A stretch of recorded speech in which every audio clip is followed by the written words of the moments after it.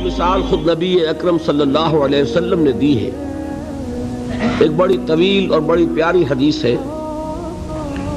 جب غزوہ تبوک کے لیے حضور تشریف لے جا رہے تھے، لشکر بہت بڑا تھا، 30,000 کا لشکر. اس وقت ایک موقع ایسا آیا کہ چونکہ رات کو سفر کیا کرتے تھے، عرب میں آپ کو معلوم ہے دن میں شدید گرمی، لہذا جب طویل سفر ہوتا تھا تو زیادہ سے زیادہ کوشش ہوتی تھی کہ رات کے وقت جتنا بھی فاصلہ طے ہو جائے.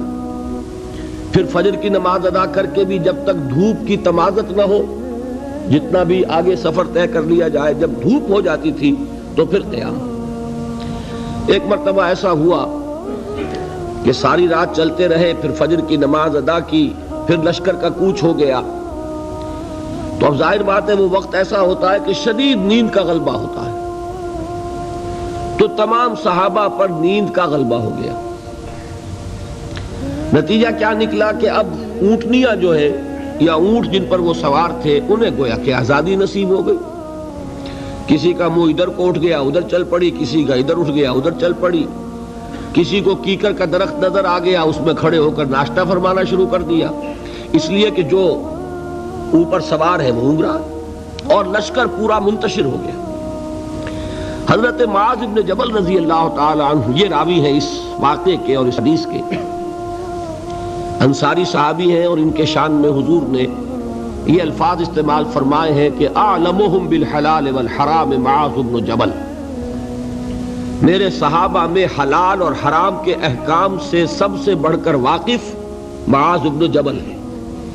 یعنی فقہی معلومات ان کی بہت تھی. اللہ نے جیسا میں نے کل عرض کیا تھا، ہر چیز کا اپنا ایک تقاضا ہوتا ہے. کسی کا فلسفیانہ ذہن ہوتا ہے، اسے قانون سے دلچسپی نہیں ہوتی.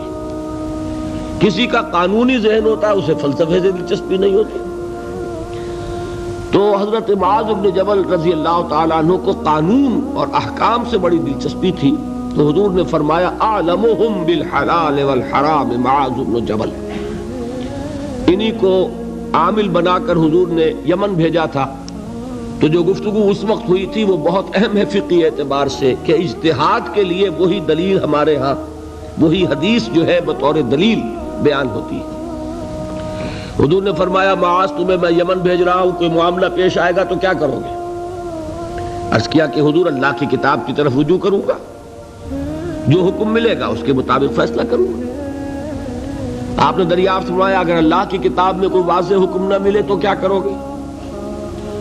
تو عرض کیا کہ حضور پھر میں آپ کے فرامین، آپ کے فرمودات جو بھی میرے علم میں ہیں ان کی طرف رجوع کروں گا، اس کے مطابق فیصلہ کروں گا. پھر تیسری مرتبہ سوال کیا اگر میری بھی کوئی بات تمہارے علم میں نہ ہو پھر کیا کرو گے؟ تو عرض کیا ثم اجتہد، پھر میں اجتہاد کروں گا. تو حضور نے شاباش دی کہ یہی طریقہ ہے. یہیں سے وہ لفظ اجتہاد چلا ہے، اور اجتہاد کے لیے جو دلیل ہے نقلی منقول حضور سے وہ یہی حدیث ہے.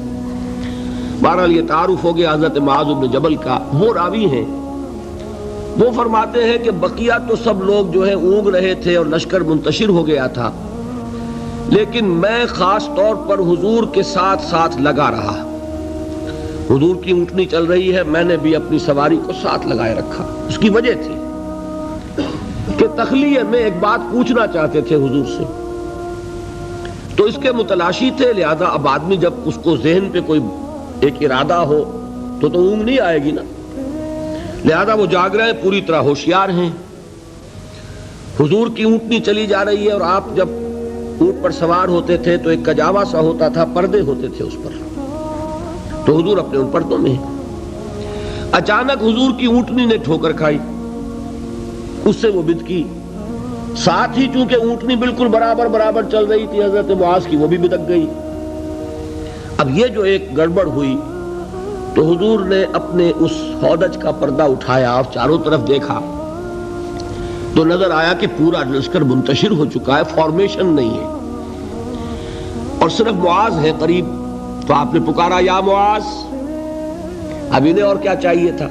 اسی وقت کے لیے تو یہ سارا انہوں نے اہتمام کیا تھا. انہوں نے عرض کیا لبیک یا رسول اللہ، میں حاضر ہوں اللہ کے رسول. حضور نے پھر آواز دی ادنو دونک اور قریب آ جاؤ، قریب ہوئے، ادنو دونک اور قریب آ جاؤ، یہاں تک کہ الفاظ یہ ہیں کہ دونوں اونٹنیاں ایک دوسرے سے مس کرنے لگی، بالکل برابر برابر۔ حضور نے فرمایا معاذ سے رضی اللہ تعالی عنہ کہ میں نہیں سمجھتا تھا کہ لشکر اس طرح منتشر ہو گیا ہوگا اور لوگ مجھ سے اتنے فاصلے پر ہوں گے۔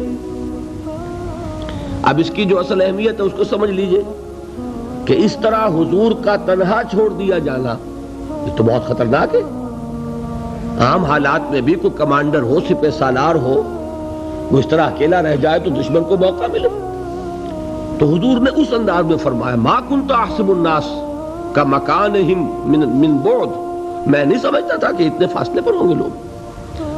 تو میں عرض کیا کرتا ہوں یہ موقع ہوتا ہے اگر ہم جیسا کوئی ہوتا تو وہ اپنی خاص خدمت کا ذکر کرتا، دیکھیے حضور، اور دوسرے لوگوں کی تنقیص کرتا، لوگوں کو خیال ہی نہیں ہے، توجہ ہی نہیں کرتے، اور میں تو بالکل آپ کے ساتھ لگا ہوا ہوں۔ اس کے برعکس طرز عمل تھا حضرت معاذ کا۔ انہوں نے عرض کیا حضور لوگ رات بھر جاگتے رہے ہیں، اب نیند کا اثر ہو گیا ہے، تو فی اثر الدلجہ، اس کی وجہ سے لوگ اونگ گئے ہیں، تو اونٹنیاں جو ہے آزاد ہو گئی ہیں۔ اب اس کا جواب سنیے، حضور نے بھی کوئی تکلف فرما کر اپنے آپ کو سپر ہیومن کی حیثیت سے پیش کرنے کی کوشش کبھی نہیں کی۔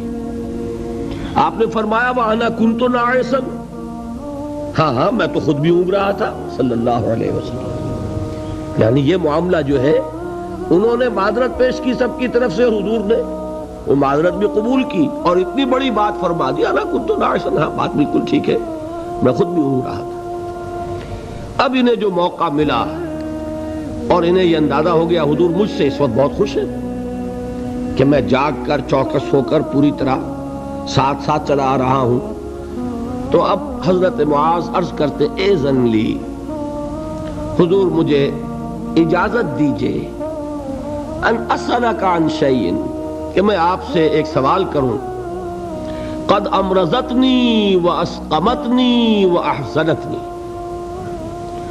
جس نے مجھے نہایت دلگیر کر دیا ہے، غمگین کر دیا ہے، نہایت مجھے مریض کر دیا ہے، یعنی ایک ایسی دھن مجھ پر سوار ہے، میں سوچ سوچ کر بیمار ہو گیا ہوں۔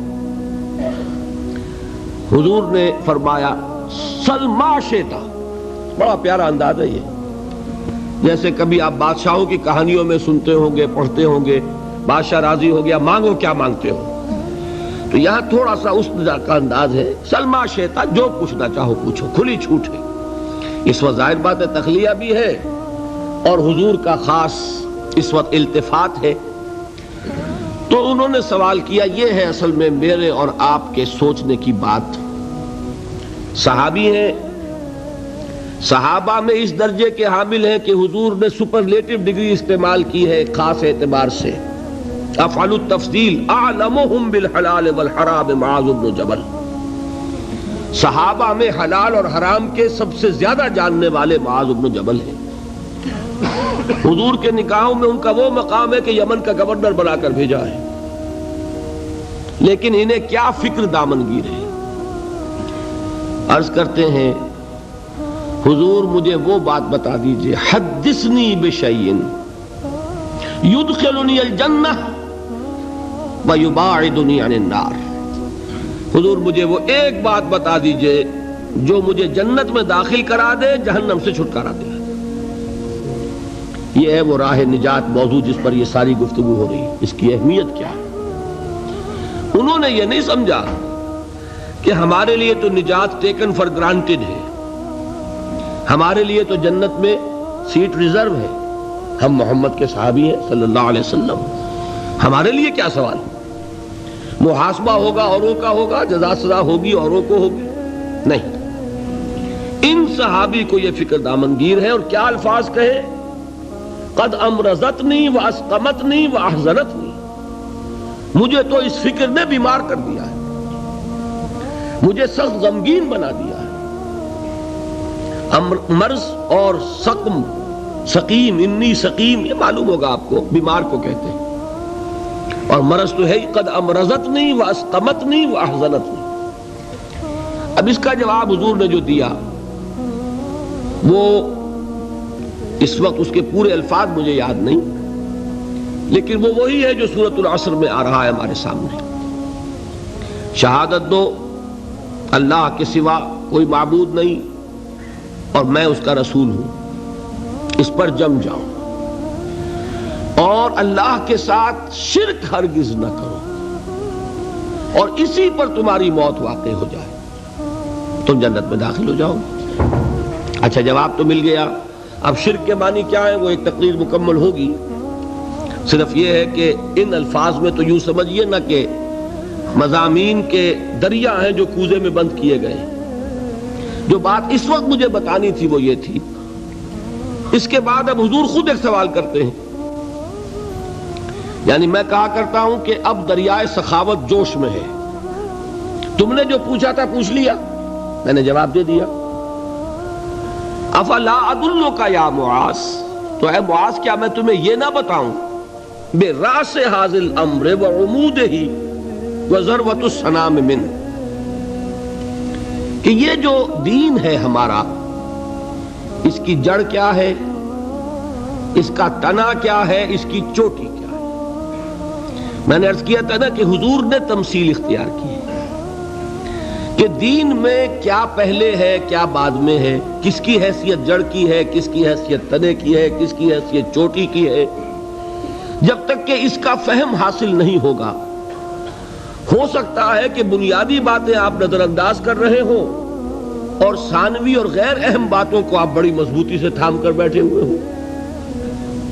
اسی کو کہا تھا حضرت مسیح علیہ السلام نے یہودی علماء پر تنقید کرتے ہوئے کہ تم مچھر چھانتے رہتے ہو اور سموچے اونٹ نکل جاتے ہو، بڑے بڑے گناہ تو کر رہے ہو اور چھوٹی چھوٹی باتوں کے اوپر دست و گریبان، مناظرے اور جھگڑے۔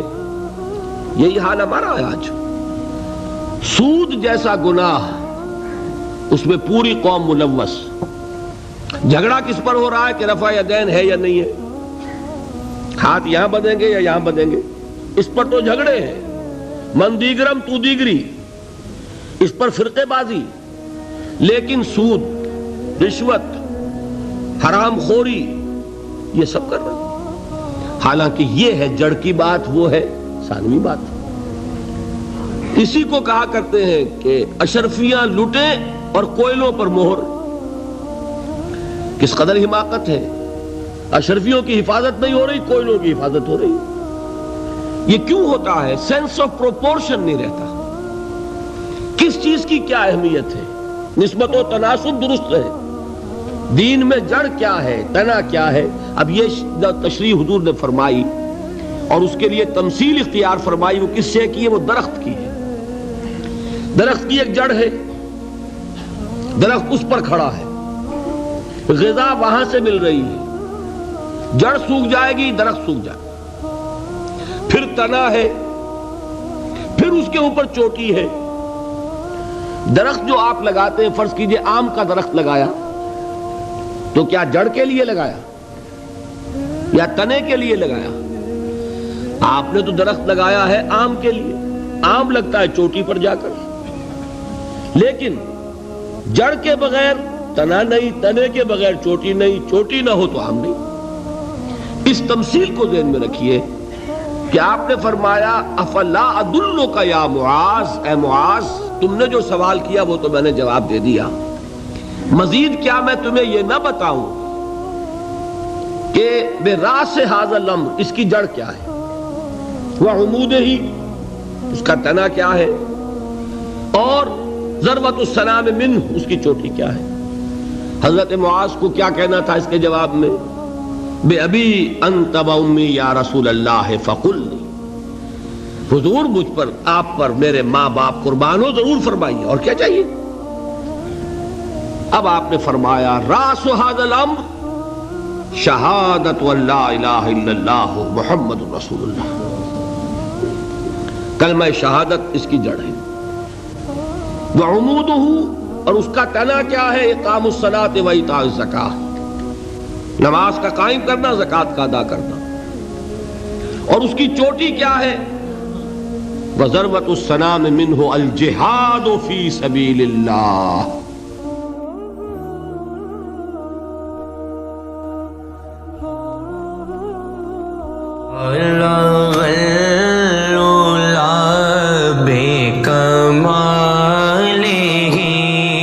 کشف الدجى بجماله